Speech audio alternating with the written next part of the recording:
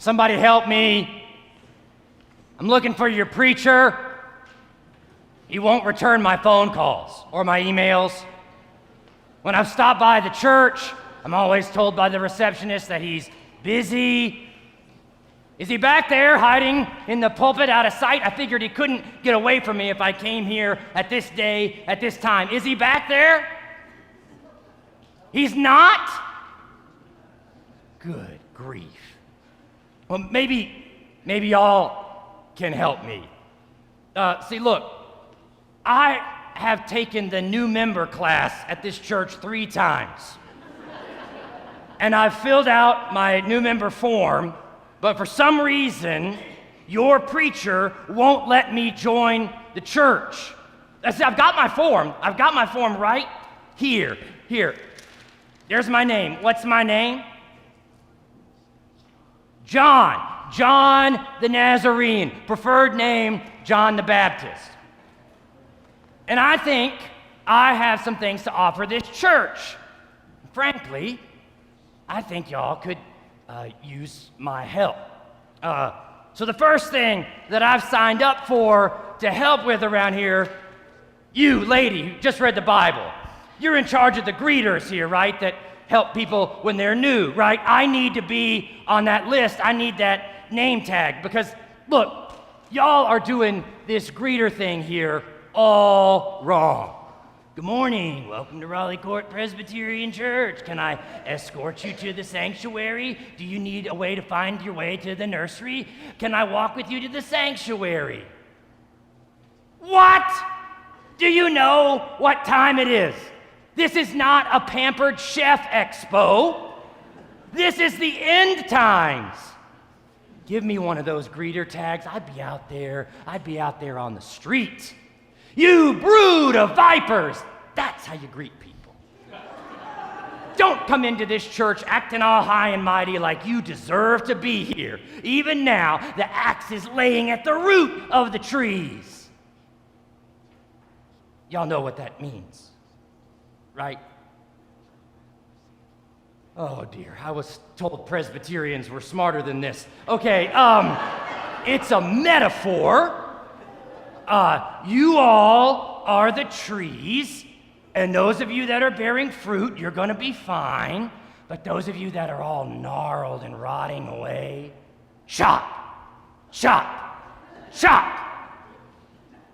Oh, bearing fruit.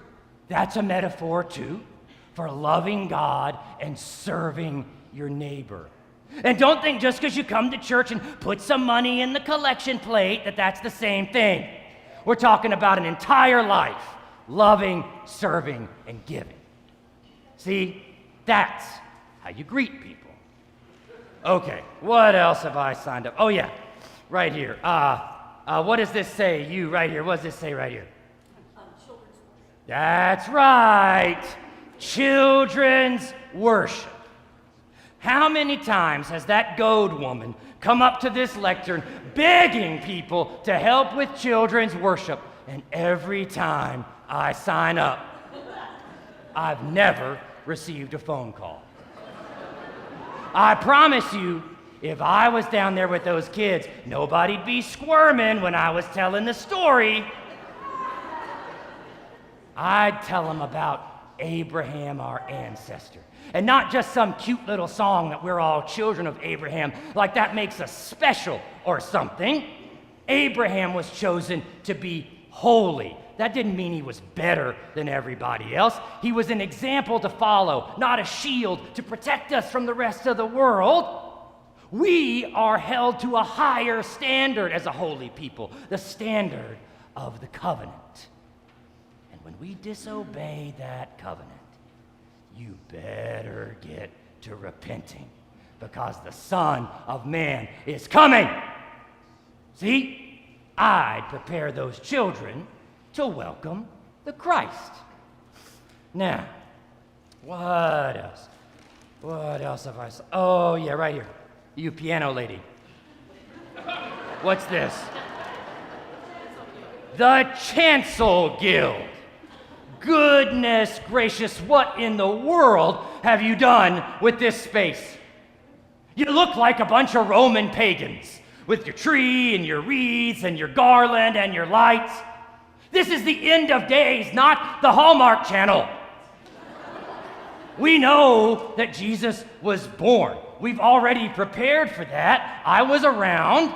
Matthew and Luke, they wrote all that down. Now it's Advent. It's time to prepare for the Lord to come again. And you heard what was said. He's coming with his winnowing fork in his hand. I've looked. I've not seen a winnowing fork Christmas on this tree. And instead of 4 little measly candles, how about that unquenchable fire of the day of the Lord? Or better yet, take this garland down and just a big banner across the back. Jesus is coming. Are you ready? That's what a sanctuary should look like in Advent. Plus, what is this? Give me this bulletin.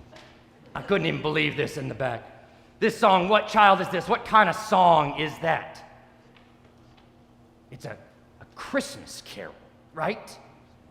You're singing Christmas carols right now in Advent? Oh no. Oh dear. Do you think Jesus came into the world so that you could sing "O Little Town of Bethlehem" and feel all warm and fuzzy inside and remember making cookies at Grandma's house and going over the river and through the woods when times were simpler and days were longer? Oh, no. Oh, dear. Look, you want to sing in Advent? Try this ditty. On Jordan's banks the Baptist's cry announces that the Lord is nigh. You never sing that song, do you?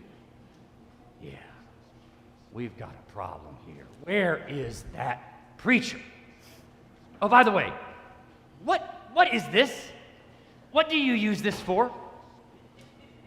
What do you use this for? For baptisms? Well, what in the world? I mean, like, you hold their head over it or something?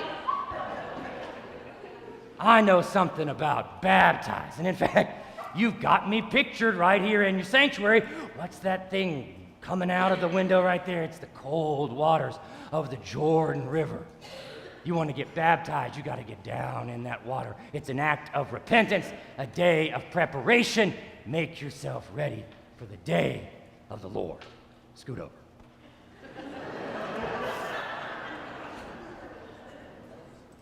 Look, I know I've got issues. But listen, there's as many verses about my birth as there is about my cousin Jesus in the Gospel of Luke. And y'all hardly ever even talk about me. Nobody mails out Christmas cards with John the Baptist on the front of them. And I know the story's not about me. That's just my offended ego. Jesus is supposed to be the star of the story. But here's what I worry about. I came into the world to prepare for Jesus the first time. You all are in the new Advent. You're supposed to be preparing for his coming again. And when I look around, I see a lot more ritual celebration, remembering what God did in Bethlehem all those years ago. But what about what God is doing right now in Roanoke, Virginia? Where's the passion, the urgency, the commitment, and the dedication? When Jesus comes again, is he going to find you waist deep in the Jordan River calling people to the way of the Lord? Or is he going to find you comfortably sitting in a pew singing, "Hark the herald angels sing"? I know my cousin Jesus. And if he comes back and y'all say, "Hey, Jesus, look at how well we have remembered your birthday," he is not going to be happy. There's going to be some fiery judgment on that one. I'll tell y'all what I see. When I look around this neighborhood, I see people who are broken, hurting and ashamed. They didn't come to worship today. They're still in their houses. I see folks who are so lonely and isolated in this festive December season that they're wondering if their life is worth living anymore or if they should just end it all. I know teenagers who are bullied at school and can't escape it because then they're bullied on social media outside of school and they feel they've got no place to go where they're safe. There are individuals abandoned to their mental illness, children who have no safe home to go to after school, systems of power that promote those with the greatest means at the expense of those with no means. So don't you sit here and act like Jesus came into this world to make y'all feel happy. He came to inaugurate the reign of God. And as long as that suffering around us is still going on, then that kingdom is not complete. You see, I've known my whole life that I was born for a purpose. Every year on my birthday, my dad, Zechariah, he's a priest, he would retell the story of my birth. He was in the temple, Angel Gabriel showed up, you're gonna have a son. Zechariah lost his voice. Then he wrote down, his name is John, when I was born, and then Dad every year would stand up and he'd warble out that song about my birth. It was embarrassing. But I knew I had a purpose. And so when I saw the broken world and the suffering around me, it drove me into the wilderness. And I cried out, we can't take this anymore. We've got to turn to God. Get down in this water with me. And I can tell you, old buddy Herod did not like it. And those powers and principalities could not shut me up until they had to take me out right at the voice box. So what about you? Obviously, your preacher doesn't want somebody like me as part of your church. So could I at least ask that you not forget about me? Or better yet, that you remember my mission and that you make it your own. Unmask the idols of greed and lust. Shatter those idols of security and consumption. Expose those systems that harm the many for the sake of the few. Look in your own life at the sin and the disgust within. Get down in that water of forgiveness and then stick your hand out to invite the next sinner into that cleansing river too.